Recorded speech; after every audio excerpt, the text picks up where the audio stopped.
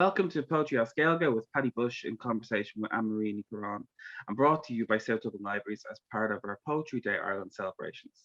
Be sure to check out the rest of our Poetry Day Ireland events throughout the whole day and watch back any events you've missed at South Dublin Libraries YouTube channel.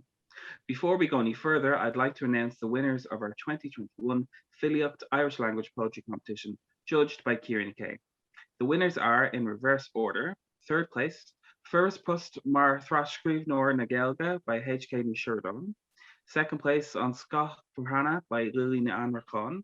And first place, Neve by Colin McGarrett. Congratulations to all. Their poems will be published on South Dublin County Council's website soon. Your libraries may be closed, but now we're still here with a whole range of library services, and you can join online right now at www.southdublinlibraries.ie. On behalf of South Dublin Libraries, please enjoy our Poetry Day Ireland event, Poetry As Gaeilge. Fáilte ag an ócáid speisialta seo. My name is Annemarie Ní Churreáin, and I'm delighted to be hosting this Poetry Day Ireland event on behalf of South Dublin Libraries, and to be introducing you today to our very special guest, the highly acclaimed and much celebrated poet, Paddy Bushe. Paddy Bushe was born in Dublin, now lives in Waterville, Kerry. He writes in Irish and English. He brought out his debut collection, Poems of the Mergan, in 1989, and over the years he has in total published 13 poetry collections, 5 books of translations, and 2 anthologies. He's a recipient of a number of prestigious literary awards, including the 2006 Michael Hartnett Poetry Award, and the 2017 Irish Times Poetry Now Award. Paddy has an extensive list of literary credentials to his name, but perhaps the most important thing for me to say before we kick off is that Paddy is an ard rí of poetry, a master craftsman, who has previously said of his own work with the subject of place. Place is of primary significance in my poems, probably the element which is most essential to them. I think that maybe because I grew up in a Dublin suburb to which I felt no familial or imaginative ties, that I have a consequent yearning to be integrated into place, to be a part of place. The first time I had the thrill of hearing Paddy Bushe read aloud was at the Errigal Arts Festival in my hometown of the Donegal Gaeltacht. And I remember that you could hear a pin drop in the room, and that we, the audience, were rendered totally silent by the music of his voice, but also by the sense that we were being steered across thresholds into history, into mythology, into a world of shadows, of echoes, and of ghosts. Deep in that Gaeltacht, where Irish remains for many an everyday spoken language, it felt as if Paddy was not only speaking out of a place of rich poetic tradition, but that he was also speaking to the ordinary everyday moments of our present lives, and that he was allowing us for a moment to dream a version of the future in our own tongue. So we're here today to talk about Double Vision, a 2-volume poetry publication by Daedalus Press that is made up of Second Sight, a selection of Paddy's Irish language poems accompanied by his own translations, and Peripheral Vision, his latest collection in English. Paddy, you're very welcome. Thank you, Annemarie, and thank you for that lovely introduction. You're very welcome. I fell in love twice over with these books, and they each in turn gave me the chance to tune out of worldly distractions and to experience the poem as a portal or a kind of tunnel that I went down through and came out the other end a bit transformed. So I thought it'd be lovely if you would begin this session with a poem from Second Sight.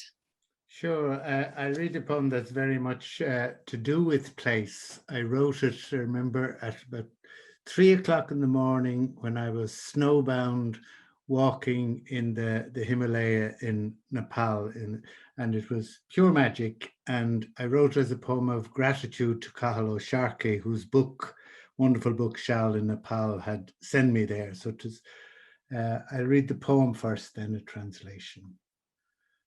Corta Puishtón Himalaya. Ver bannacht wim schríven, o bheanta orda tarapani, go mína lé faoi nearigil is go Cathal Queen O'Sharkey. Bhí sér fallúin mar bhreat uairní, os ceann an bhreat gil sneachta, agus seol me scéal na mílte sir, manaí pá mé do bhantra. Aimsigh bratacha uairní an ile, á searaf éin chun scéal a chlos. Cogur se dríoch na meán ard leo, agus buchas crí ón Villa Bush. And the translation, a postcard from the Himalaya.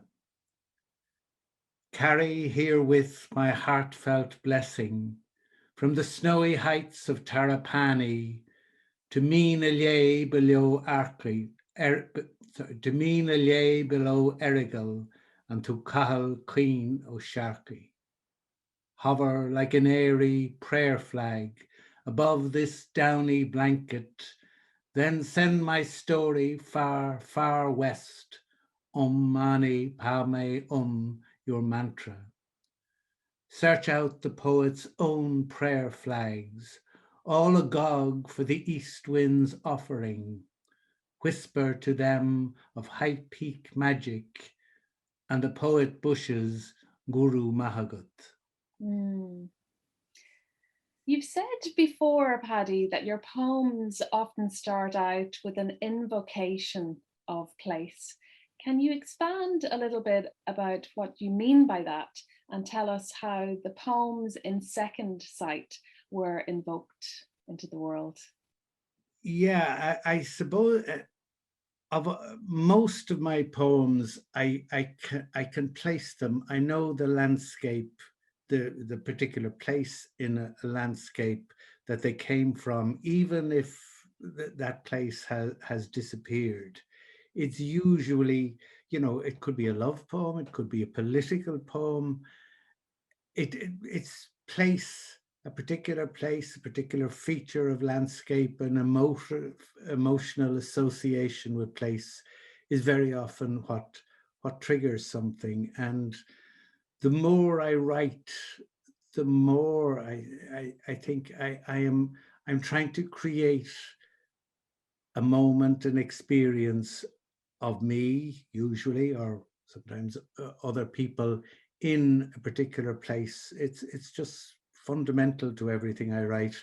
And poems in Second Sight, there's a lot of that in them. Generally, my own place or my adoptive place where I've lived for most of my life here in Ivrach in South Kerry, but also places that have entered into my imagination: Nepal, Scotland, the Highlands of Scotland, particularly the islands, China.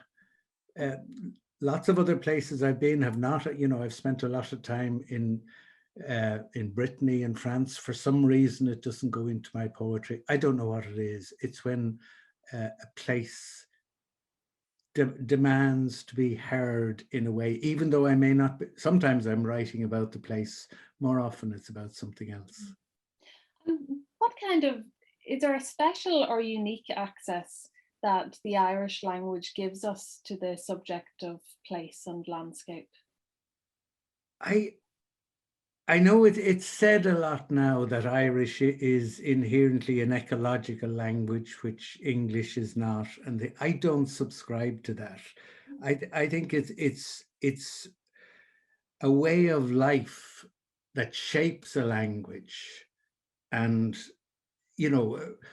one of the reasons English in standard English has maybe lost the connection with place, it's because it reflects the life of the people who speak it. I mean, when Robert Macfarlane wrote or compiled his wonderful book Landmarks, with all sorts of vocabulary to do with place, there are lots of older and dialect words in English that, for a certain type of boggy landscape that's open to the wind, just as they are in Irish. I think the fact is that Irish is chronologically closer to a time when people lived close to the land. And I think it's no matter what language it is, English, French, Irish, Gaelic, whatever, if people live with an imaginative connection with the land, their language will reflect that.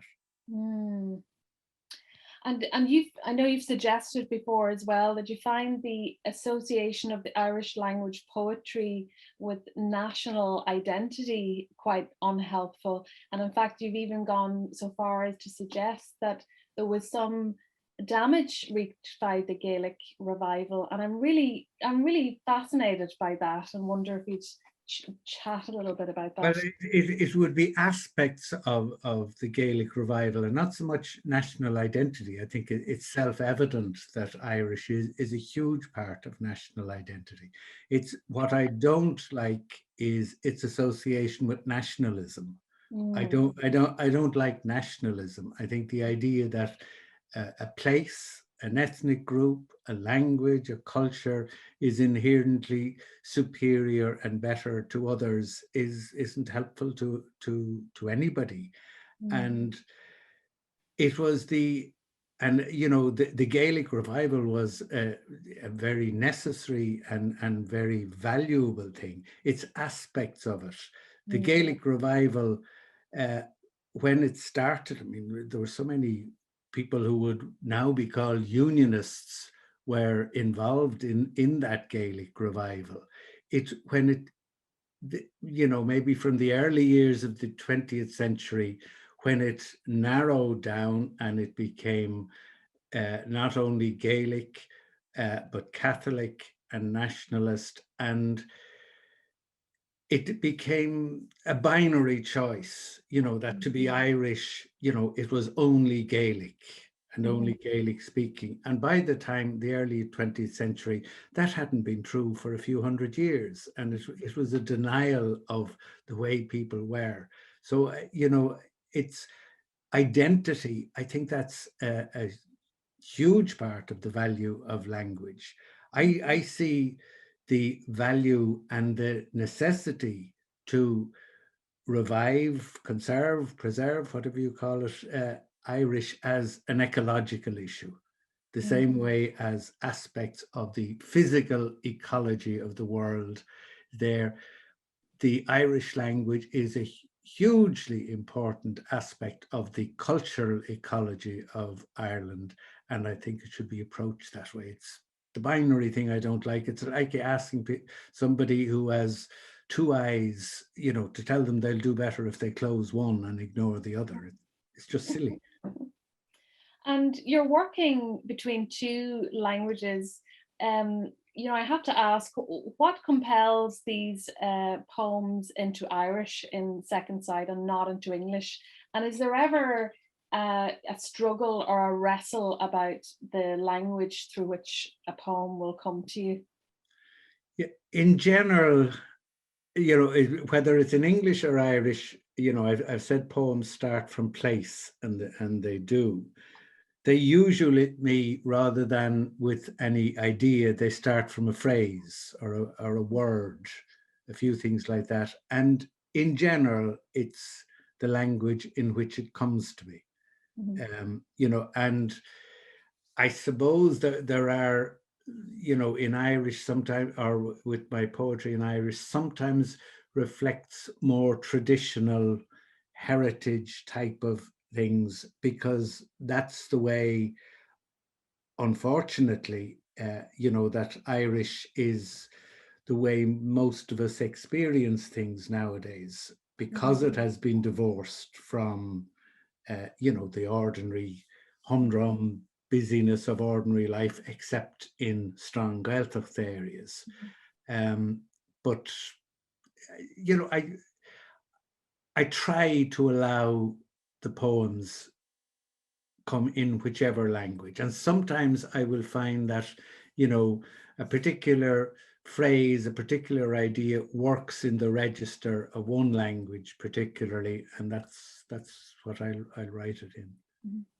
And in terms, sorry to cut across you, in terms of translating your own poems then out of Irish into English, what are the questions at the forefront of your mind when you're engaged in that process of translation?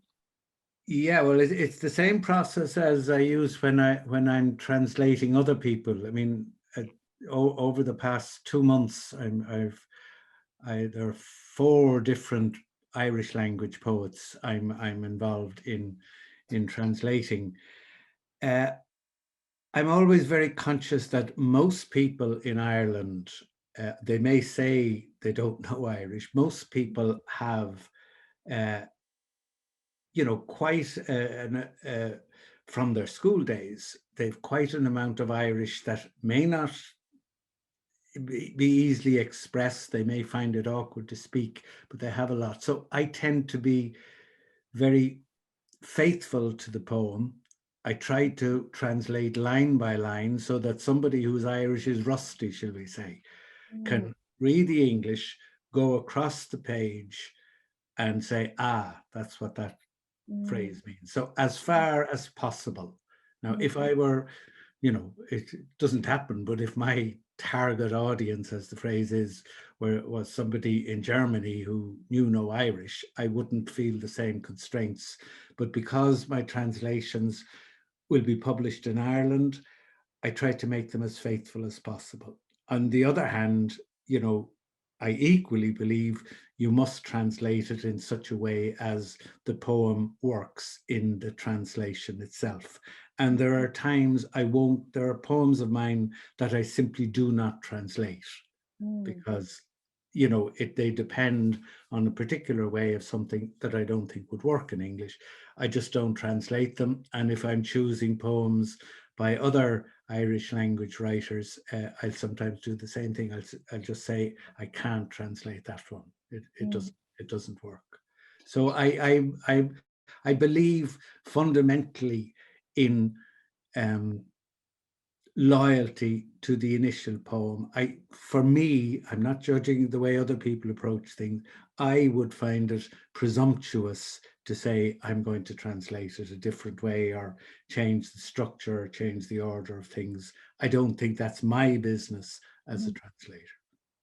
I love what you've said there about people in Ireland having more Irish than they're consciously aware of. And I'm often thinking about that we mustn't reduce the Irish language to mere words or to speaking even. It's also the language in which we read and we listen and we dream and we know things intuitively and in which we make and live as well. So there's something I think that happens when the Irish poet reads aloud, that it goes down somewhere quite deep and resonant within us, even if we don't have the full grasp of the particular dialect or the full grasp of the Irish.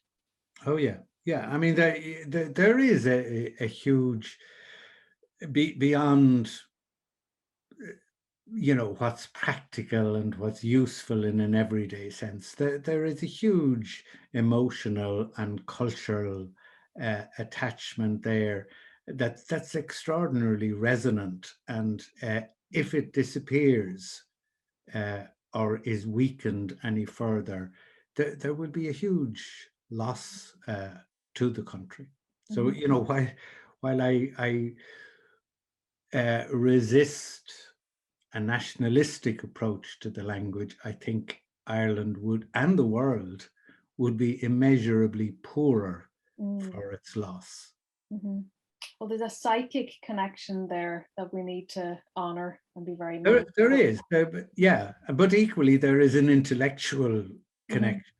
I think both aspects of it are there. I don't think it's just emotional. Among the poems that I kept going back to in Second Sight were those associated with the Amergin myth. Robert Graves wrote that English poetic education should really begin not with the Canterbury Tales, not with the Odyssey, but with the Song of Amergin.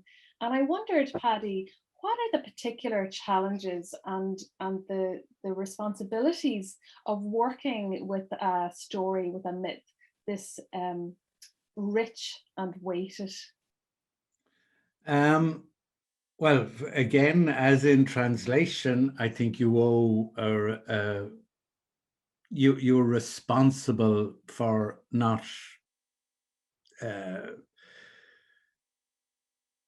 distorting the myth. At the same time, I think it's reasonable to have, so long as it's based on the text, you know, in my case of a particular poem, to give it a contemporary relevance. But it's, you know, I think use of myths, as in translation, it's an act of homage. And if you're going to pay proper homage to something, you respect it. And the Amergin, the whole Milesian thing, and particularly the Amergin poem, I find hugely important because in its setting in the original Leabhar Gabháil, I look out my window now at this minute as I'm talking to you, and I can see the setting of it. I'm looking at a rock out there, Carrigéana, and there is a variation of the Milesian myth that talks about one of Amergin's brothers being drowned. I'm looking out at Ceann Wicket or Hog's Head, which comes into the thing. So it was personally very important to me. I knew nothing about it until I came to live here, and only gradually came to know it. But it has been of growing importance in my work since I started publishing poetry in the 1980s. And, you know, for anyone who is listening or watching and they don't know anything about the Amergin myth, I want to invite you to read some poems on it, but I wonder if you'd give a little introduction. I know you're looking out onto the particular landscape associated with Amergin. And like you, Paddy, you know, I went through my education and I didn't know about the myth. And it was such a rich discovery for me, you know, to think about this mythical bard who, you know, declared this manifesto on the shore of Kerry, and who was so connected with the landscape, and who seemed to be blurring, you know, the boundaries between body and landscape. And the moment I kind of, you know, started to read about the Amergin myth, everything clicked into place. All the Irish language, you know, contemporary poets that I'm reading, and you know, the tradition out of which they come. So I would just like to invite you to share with listeners, you know, what was about the Amergin myth that first attracted you, and you know, why you began to work with it. I think with it took me a while to work out why it was so important to me. And I think it's because really the Amergin poem, the main, I mean, there are a number of poems attributed to Amergin, who probably never existed anyway, but the main Amergin poem can be read as an ecological statement. I mean, in general, in the kind of historical sense, when he stepped ashore, it says he put his right foot on the land and he said the poem. It, you know, I read it first as a statement of possession, of ownership. And then I realized he doesn't say, this belongs to me, or my tribe owns this. He says, I am this. And it's this identification, and leaving aside whether he was a Milesian, from which the Gaelic thing race is supposed to have descended, or anything else. It's saying my identity, and he's speaking as a communal my, is this place and its creatures and its landscape. And if you think about it, then if you go a little bit further than that, if your identity is the natural world of this place, then if you wound that natural world, it's self-harm. You're wounding yourself. Mm-hmm. And that's why I think of his step onto the shore. You know, I've changed it from seeing it as a step of conquest, as a step into a different sort of consciousness. That's powerful, Paddy. If you wound this landscape, if you wound the environment, we wound ourselves. Yeah, which is so obviously of critical and urgent importance to us today. Mm-hmm. So I'll read my modern Irish version of the original medieval Irish, and then I'll read it in English. I should say for my English version, I didn't use I am, I simply used am. And because I think it's a communal am rather than an individual one, the original in medieval Irish said Gaeilge, spelled A-M, Gaeilge. And then it reminded me of the kind of sacred syllable that you get in the East. Cushcé Maverickin. Agus a chosyesh seo legan ar an dalamh aige dúirt Abergin. Mé gae muir, mé town dílan, mé glór mara, mé dáv seacht górach, mé fiolar ail, mé dior drochta faoin rain, mé áileacht fáis, mé tarc gail, mé bradán sa linn, mé loch bhá, mé si aigine, mé ga faoi bhua slí sa cha, mé dia ainan tinne sa cheann. Cé dhéanann ré chluachán slé, cé chahan solas a chrochan na gealaí, cé óbríon cá líthigh an ghrian, cé thróiríon tanta réaltacha mar bhacht na mara, cé a heilsíon na tanta réaltach sin, céin drown, céin dia a chur an féir lana an nún ailse, cíine na ngá, cíine na gaoiche. Setting his right foot on the land, Amergin said, am wind on sea, am wave swelling, am ocean's voice, am stag of seven clashes, am falcon on cliff, am sunlit dewdrop, am rarest of herbs, am boar enraged, am salmon in pool, am lake in plain, am learning's essence, am sharpened spear dealing death, am God who kindles fire in the head, who makes smooth the stony mountain, who elucidates the lives of the moon, who proclaims where the sun will rest, who leads starlit waves like cattle from the ocean. On whom do those starlit waves smile? What troop, what god edges blades in a plague-struck fortress, keening of weapons, keening of wind? The power and impact of those unanswered questions, the spellbinding, incantatory, haunting questions, who makes smooth the stones. It's just beautiful to hear it in both.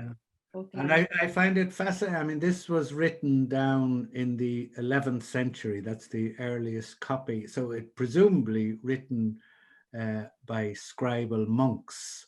And, you know, Christianity had been in Ireland for, 500 years. There isn't a Christian word in it. You know, I mean, there's no denial of Christianity, but there was this assimilation of older traditions into, I mean, the rest of the thing it's biblical. It gives a biblical framework and narrative for how the Miletians came from Middle East and into Spain and whatever, and it ties it up with the Bible. But when Amergin steps ashore, it's a much older pagan, whatever you want to call it, invocation that he utters, and it was a monk wrote it. I find that fascinating. Amazing. I mean, there's a whole clutch of poems in, is it the fourth section of the book, Paddy? And I'd love to spend the whole time reading those.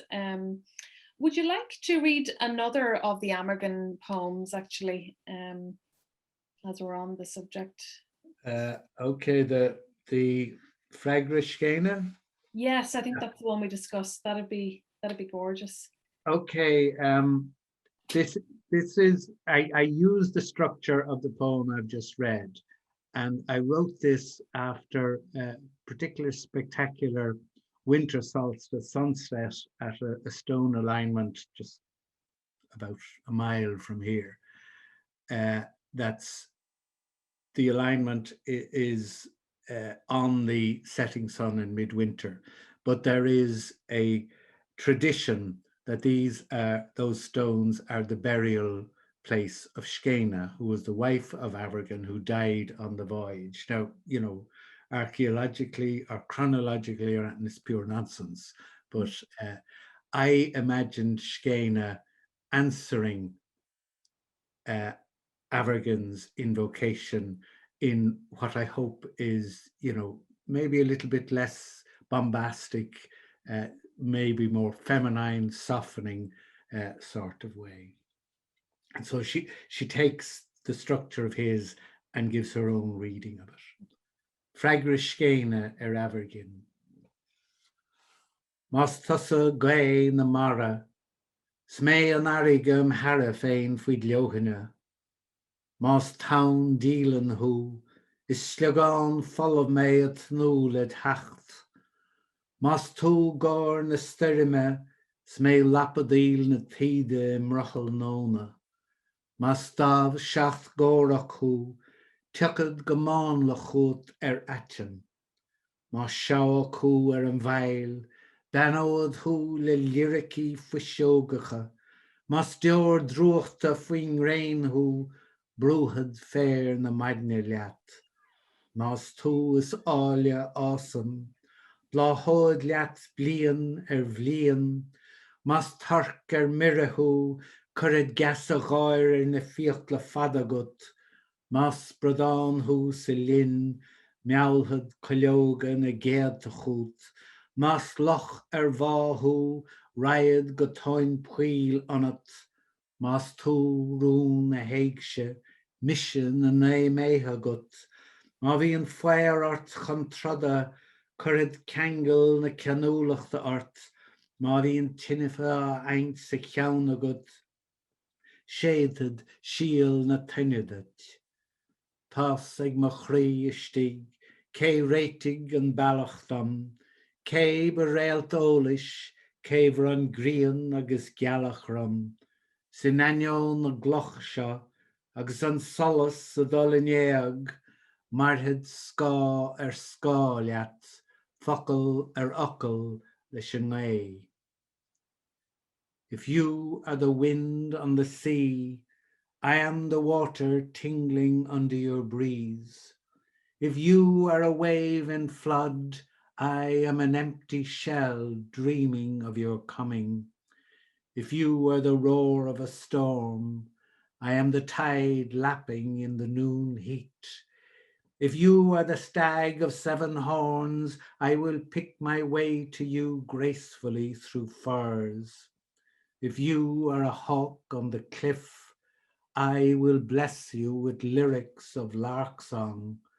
If you are a dewdrop in the sun, I will bruise the morning grass with you. If you are the fairest of flowers, I will blossom year upon year with you. If you are a maddened boar, I will charm your tusks into laughter. If you are a salmon in the pool, I will lure infinities of insects to you.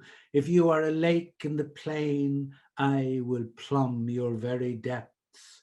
If you are the essence of poetry, I am all of your muses. If you are edging toward a fight, I will bewitch you to bluntness. If you are kindling inspiration in the mind, I will blow on the seed of the fire for you.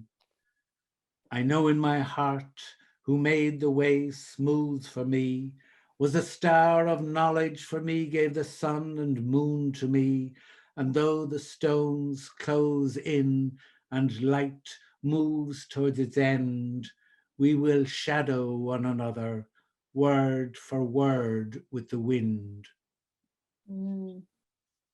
Thank you, Paddy, for those gorgeous readings. Truly magic-making stuff.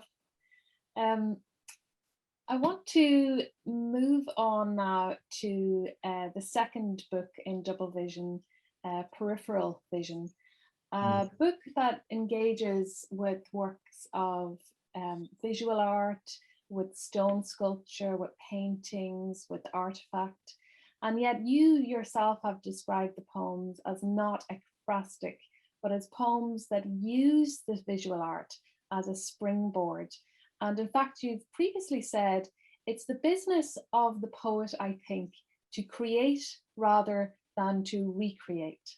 And can you expand a little bit upon that distinction? Yeah, I mean, in a way, they are ekphrastic. It's just that I find it a very weighty word to put down on a poem. You know, I prefer to say it's written in response to something than that.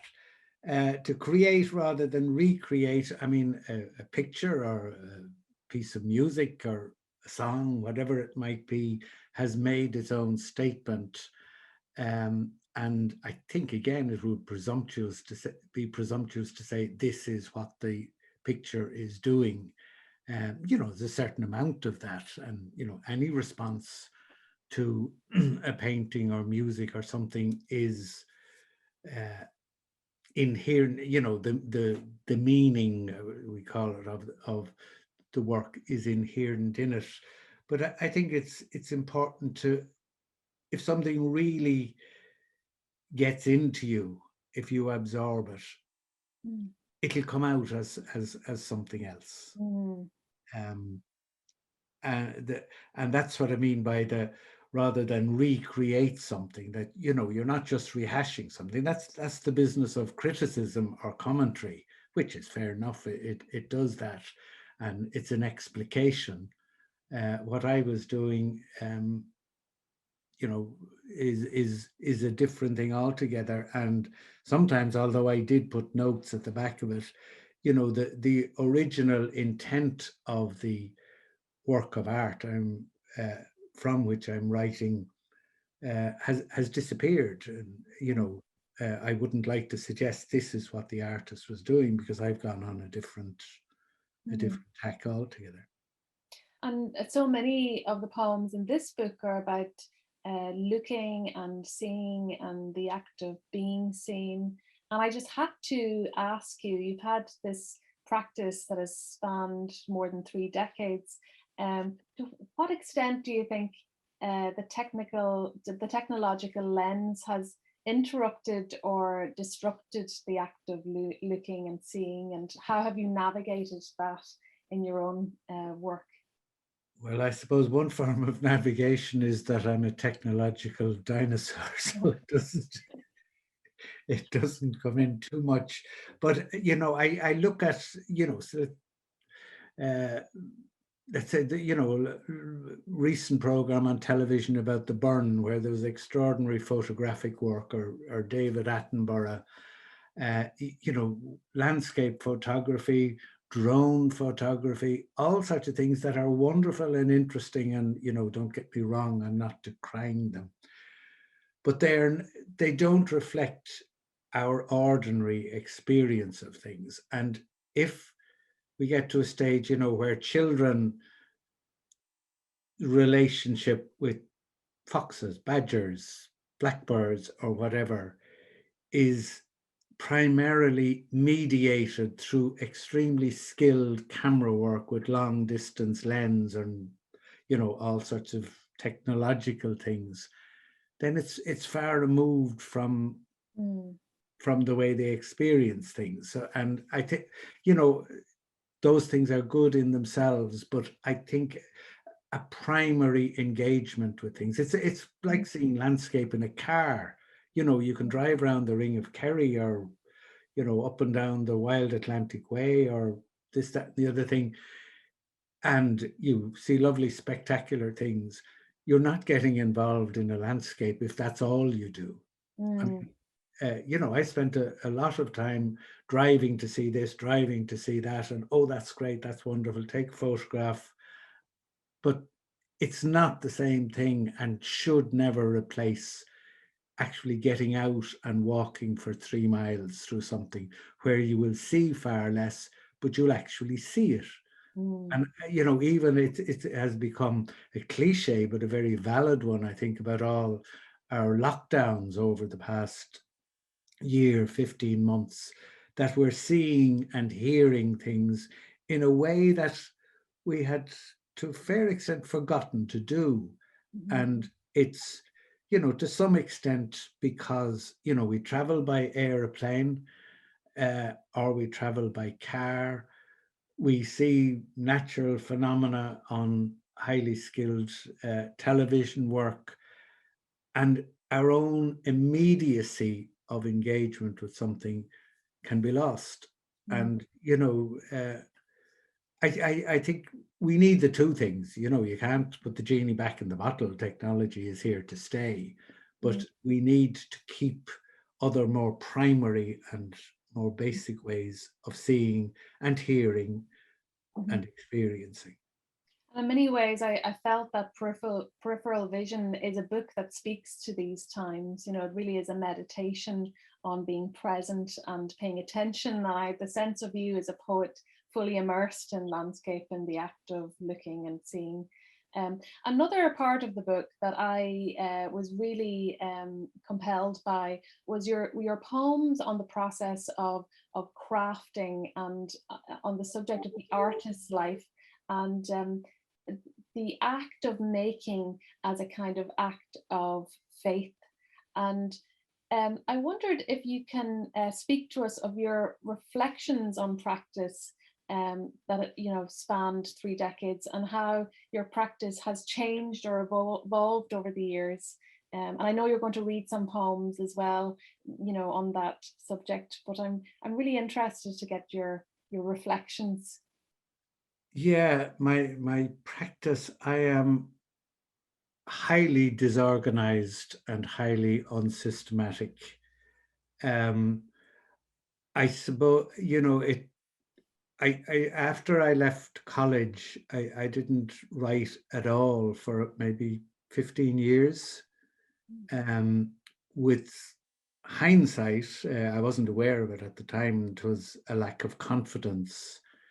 And even when I started writing again, it took me a long time to let a poem go. I was forever rewriting it. I would think that couldn't possibly, you know, if I wrote a line, that it couldn't possibly work. I have learned, I pay far more attention to the craft parts of something than I used to. But at the same time, I will say easier to myself, yes, that works. And you know, I think an awful lot of good practice is learning to trust your judgment, and at the same time, learning to look at, experiment with, write down 6 different ways of saying the same thing. Just, you know, changing the order of the words, listening to the rhythms, and then saying that works and letting it go. That's not very coherent, but my practice isn't coherent. I never keep notebooks. You know, anything I've ever drafted, it's thrown away or whatever. So I'm highly unsystematic, but I think I've learned to trust myself, and that's Would a you big. would you read that poem for us, The Art of Belief? Sure. One of my favorites. Yeah, and this on a painting of Saint Dominic by Cosimo Tura in the Uffizi Gallery in Florence. I did a lovely residency in Irish Writer Centre residency in the English Anglican Church there, and Mundy Walsh that arranged it. Page. The Art of Belief, and you know, I suppose the poem makes clear I no longer have any religious belief, even though I had very religious until I was about 18. For many years I've had no religious belief or belief in an afterlife. the art of belief. But sometimes the artist will lead you and your amazed eyes where reason absolutely refuses to go. A painted saint, maybe. His long, bony fingers, a piper's say, joined so delicately just at their very tips, arched and opened around a universe, are buttressing what you will not believe, making vaulted certainty of the air between, as if a great bronze door has been opened to reveal the very entrails of conviction. And the air, being spun of filigreed gold all round him, sings notes you know you cannot hear, but still you see them, embodied here, tangible beyond belief. Mm. Oh, I think that's a poem that will speak to the soul of any artist or writer or aspiring artist or writer, as well as anyone looking for a faith injection. Paddy, there's so many poems that I love in this book, and I could stay here listening to your voice for another hour, but I know that you yourself had suggested a poem that speaks to this very strange moment that we find ourselves in, and it's the elephant in the room. So Banu Modna le Lin na Cóide, it feels appropriate and right that we would hear it. Yeah, I wrote this last June. It was recently published in Core, and midsummer, and I lived just on the sea, and I went out early one morning. There were 3 seals on a rock, and there were a couple of things I'd seen: a ringed plover's nest scraped in the sand. And the poem, I'll read the translation first, if you don't mind, because I'd like to finish with the original version in Irish. And in Irish, you have something that the word banu means both greeting and blessing. So if Banny made it, I said hello to you. Also, it's the same word for I blessed you, which isn't in the English. So I've tried to translate it. Morning greetings during the pandemic. On a midsummer morning on the cliff top, I raised the binoculars ceremoniously to the sea. There, on a low tide rock, 3 seals lying like stone statues basking in the sun. In shimmering pools, a high-stepping heron dipping fastidiously into its own reflection. On the beach below, a ringed plover cushioning the 4 eggs I saw last night. As it was from the beginning, as it is, as it will be, I send morning greetings to them. I'm blessed in return. Agus sean an bondan As Gaeilge. Banu Modna le Lin na Cóide. Madin lár haurig bhruach na faile, ordíim na gluní le haram chun na farige. Charig gníochttar trá, trúr rón sínte ina nealabha cluthe, iad an ghrianú féin. I línte cruthlunracha, caréisc áid chéimúl a pireacha go caréiseach ina híomhá féin. A dráig híosfúm, fedó chhladig site a clothrú cera ivacha a chanach go réir. Mar a bhí riamh, mar atá fós, mar a bheig, baníam dóibh, go maidinúil, banítar mé. What a wise and hopeful note to end on. Paddy, thank you for your immense contribution to literature. Thank you. bringing out these astonishing books and for sharing so generously your perspectives today. My head is buzzing with your words and your insights. Let me wrap up by saying a huge thank you to staff at South Dublin Libraries, most especially thank you to Mark Ward for bringing together this event. Do go online and check out the full programme for National Poetry Day Ireland 2021 with events related to the theme of New Directions, Maps and Journeys. A warm thank you to everyone for tuning in, listening and watching. And I encourage you to buy Double Vision, available in all good bookstores or available directly from the wonderful Daedalus Press. Go míle maith of Alik agus Slán agus Banach.